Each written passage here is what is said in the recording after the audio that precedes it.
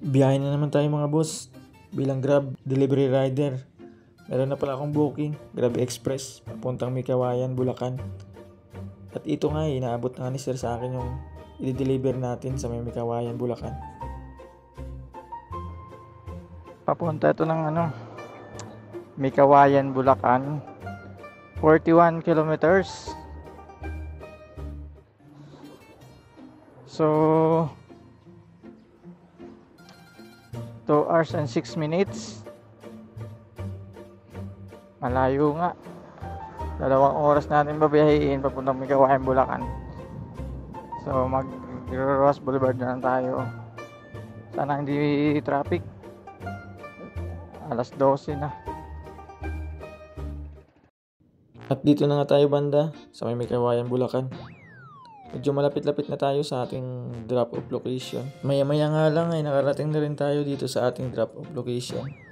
Dito lang pala yan sa may Dika Homes, Mikawayan. At dito na rin tayo sa bayan ng customer. I-drop na natin yung booking natin galing ng Paranaque. Dito ay inaabot ko na kay sir. At dito ay pinasukan na pala tayo ng booking papuntang Makati. Kaso medyo malayo yung pick up, 2.3 km. Bandang Valenzuela na pala yung pick up natin. At dito na pala ako sa pick up location at nakita ko na si ma'am. Maliit lang pala yung dadali natin, maliit na bag.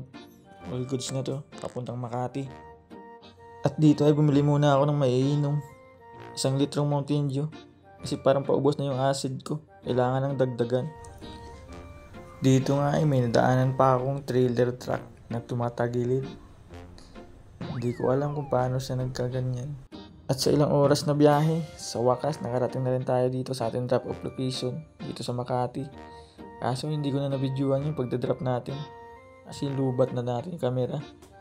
Kaya dito ko na muna tatapusin yung ating vlog. Maraming salamat sa inyo mga boss sa panonood, like and share.